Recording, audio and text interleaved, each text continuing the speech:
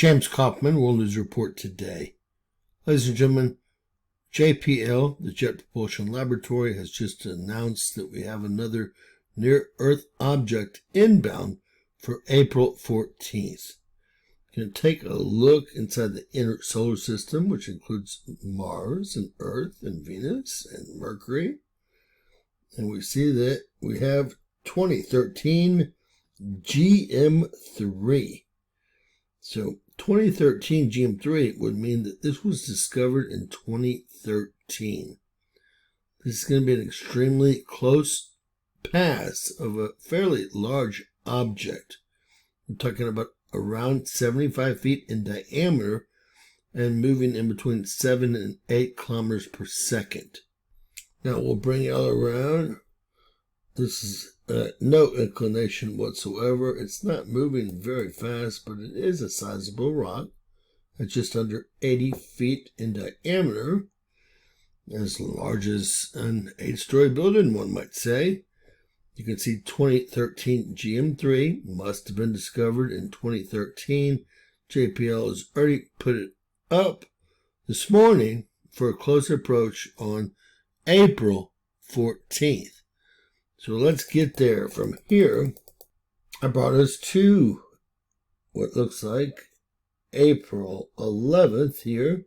And we can see 2013 GM3 coming around. And it's going to again pass between Earth and the Moon. A very close pass through here. And we're going to bring it to the 14th. And we'll get some close approach data and find out what they know about it. This is the 13th. And this is the 14th. Again, it's not on any inclination whatsoever.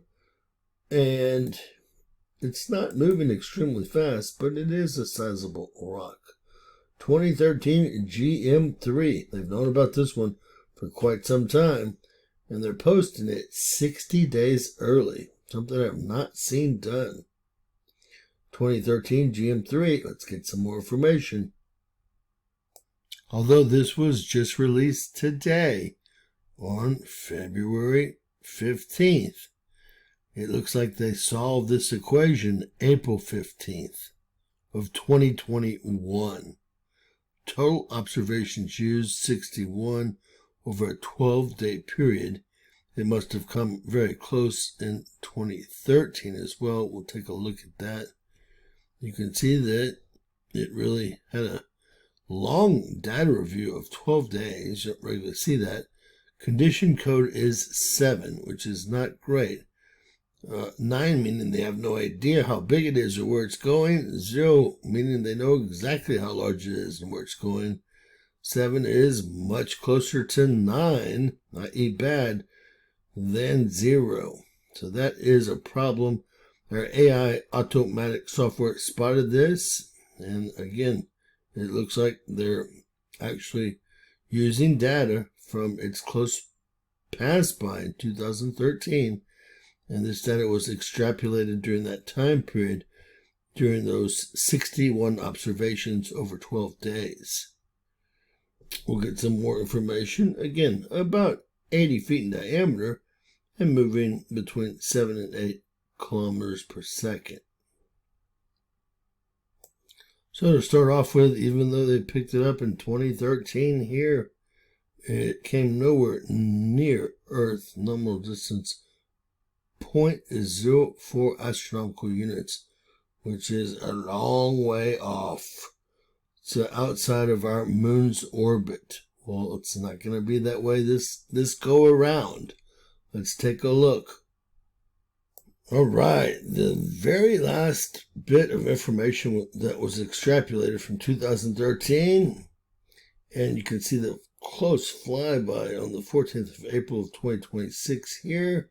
It came around on November 4th, 2025, but you can see here it was nowhere near Earth.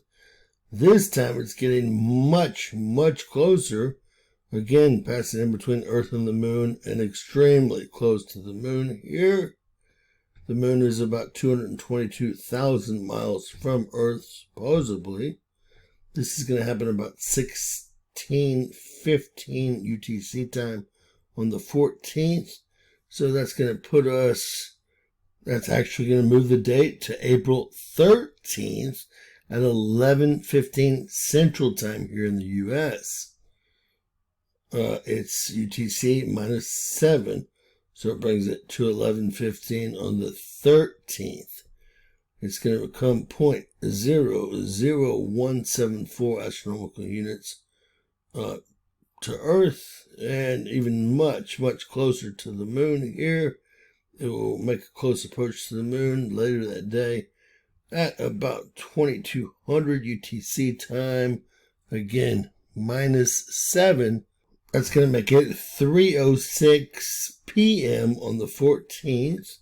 And that's a very close approach at 0.00058 astronomical units. And they have a much smaller minimal distance on both of these. These are scary minimal distances. I will run these.